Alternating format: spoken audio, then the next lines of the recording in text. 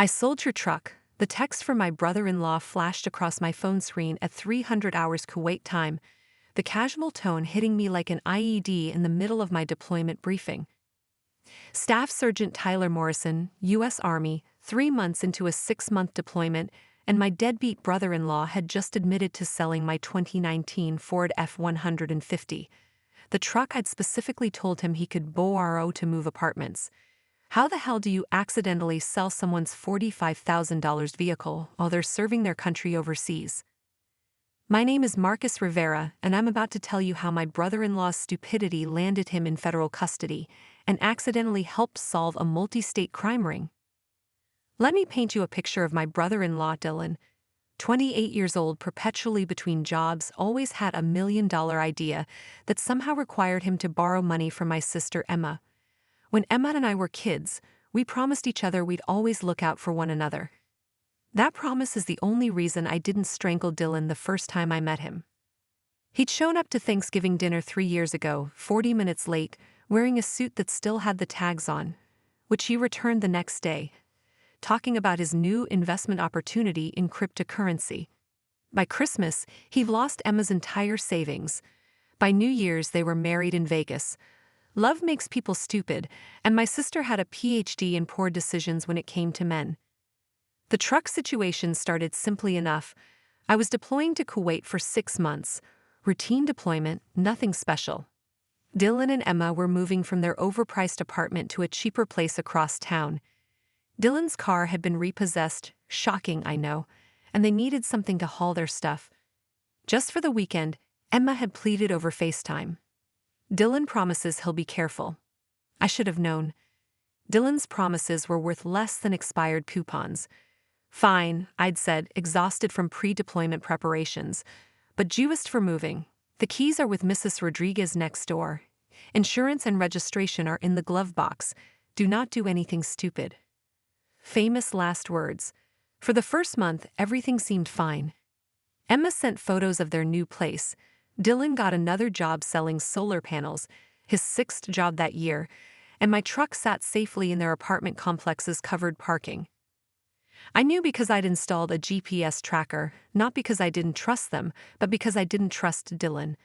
The tracker showed the truck barely moving, just occasional trips for groceries or work. Then things got interesting. The tracker started showing weird movement patterns, late-night drives to sketchy neighborhoods, multiple trips to the same addresses, stops at storage units.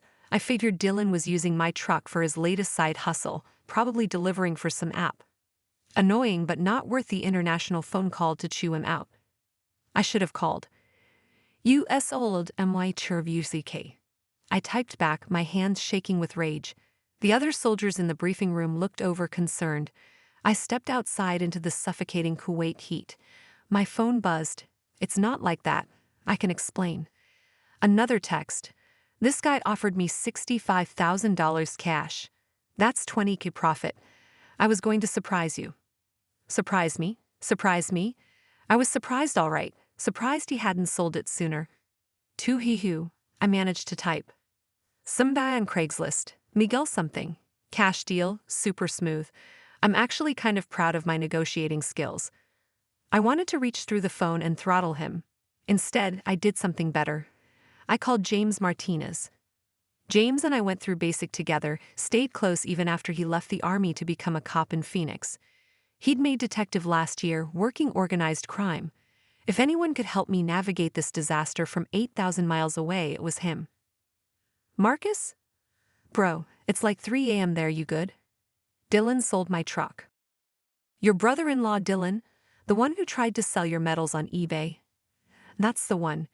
Jesus. Okay, walk me through it. I forwarded him the texts, the GPS history, everything. James went quiet for a long moment. Marcus, what did you say the buyer's name was? Miguel something.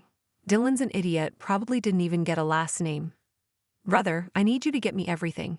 Every text, timestamp, location from that GPS. And I mean everything. Why? What's going on? That truck of yours. We've been tracking similar sales. High-value vehicles, cash deals, specific buyer profiles. Your brother-in-law might have just stumbled into our sting operation. My anger crystallized into something colder. Are you telling me Dylan sold my truck to a criminal? I'm telling you Dylan might have sold your truck to an undercover cop pretending to be a criminal. Miguel Martinez, one of ours, working a case on a vehicle trafficking ring. We've been trying to bust these guys for months. I sank down against the concrete barrier, processing this. So my truck is evidence. Your truck is probably already in our impound lot. But Marcus, if Dylan took $65K cash from our undercover, that means he's now part of the investigation. We need everything you have. The next few hours were a blur of secure communications, document transfers, and increasingly panicked texts from Dylan. I gave James everything, the GPS data showing my truck's movements, Dylan's texts basically confessing to the sale, even the photos Emma had sent that accidentally included shots of my truck in the background with different license plates. Wait, James interrupted during our third call. Different plates. Yeah, I just noticed. Same truck. But the plates changed twice in the photos. Son of a... Marcus, your brother-in-law wasn't just selling your truck. He was running stolen plates. This is bigger than we thought. Apparently, Dylan's side hustle involved more than I'd imagined. The late-night drives. Meeting with people who needed clean vehicles for dirty work. The storage units, where he swapped plates. My truck had become part of a rotation used to move everything from drugs to stolen goods across state lines. But here's the beautiful part, James explained. Dylan's stupidity just gave us everything. The GPS data shows every meet, every drop, every storage unit. We know the whole network now. So you've got him? Oh, we've got him. Martinez played him perfectly. Dylan was so excited about the profit he was making, he gave up everyone. Names, numbers, locations. Even offered to sell Martinez another truck, some Silverado he had access to. That's Emma's dad's truck. Yeah, we figured. Don't worry, we intercepted that deal. But Marcus, your brother-in-law, is looking at federal charges. This crossed state lines. FBI's involved now. I sat in the Kuwait heat, sweat pooling in my boots, trying to process how Dylan had gone from borrowing my truck for a weekend to facing federal charges. Part of me felt satisfied, karma for every time he'd scammed my sister, borrowed money, or made our family gatherings unbearable with his get-rich-quick schemes. But Emma, what about my sister? I asked quietly. She's clear as far as we can tell. Dylan kept her out of it, probably the only smart thing he did, but she's going to have a rough time when this comes out. James was right. Within 24 hours, Dylan was in federal custody, and Emma was calling me hysterically from her parents' house. The arrest had been dramatic, FBI agents at 6 a.m., neighbors watching, the whole 9 yards. He said he was delivering packages. Emma sobbed. Like Amazon overflow or something. I thought he was finally working steady. I bit my tongue about the GPS showing him out at 3 a.m. Emma didn't need to know how deep Dylan's lies went, not yet. The investigation unfolded like a TV show. Dylan, faced with serious federal charges, sang like a canary. He gave up his contacts, revealed the entire vehicle trafficking network, even provided passwords to encrypted communications. Turns out my F-150 had been used in at least 12 illegal operations across 3 states. The FBI recovered 14 vehicles, arrested 23 people, and seized over $2 million in cash and drugs. And my truck, sitting in federal impound, evidence in a massive RICO case. The FBI agent assigned to my case, Special Agent Patricia Vance, was apologetic but firm. It's evidence in a federal prosecution, Sergeant Rivera. Could be years before you get it back, if ever. If ever? Civil asset forfeiture. The vehicle was used in commission of crimes. Even though you're the victim, the truck itself is essentially guilty. I actually laughed at the absurdity. Deployed to serve my country, and my truck was doing time for crimes I didn't commit. But here's where the story gets interesting. James called me a week later with news. Remember how I said we'd been tracking this ring for months? Your GPS data was the break we needed. The prosecutor is grateful, very grateful. They're pushing for full restitution plus damages. What does that mean? It means the government is going to cut you a check for the full value of your truck plus compensation for the inconvenience. probably looking at 60-70 key total. And Dylan's assets are being seized, so that 65 key got. That's going into the victim compensation fund, which is you. You're joking. Dead serious. Your brother-in-law's stupidity is about to make you money. Plus, there's a reward for information leading to the bust. Another 10 key, probably. I did the math. Between insurance, restitution, and reward money, I was looking at potentially 6 figures. All because Dylan couldn't just borrow a truck like a normal person. The best part came during Dylan's sentencing hearing, which I watched via video link from Kuwait. He pled guilty to avoid a longer sentence, but the judge wasn't feeling merciful. "Mr. Marsh," the judge said, using Dylan's last name like it tasted bad, "you stole a vehicle from a deployed service member. You used that vehicle in a criminal enterprise. You showed complete disregard for family, law, and basic decency. While your cooperation has been noted, it doesn't excuse your actions. 5 years federal prison, 3 years supervised release, and restitution to all victims, starting with me." Emmon divorced him while he was awaiting sentencing. Turned out Dylan's delivering packages story fell apart when she found $30,000 in cash hidden in their freezer behind the ice cream.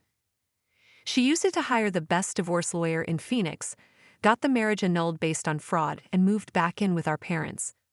"I should have listened to you," she told me during one of our calls, "when you said he was no good. You had to learn for yourself," I said. "Besides, his stupidity just paid for your fresh start and my new truck. Because that's what I did with the money.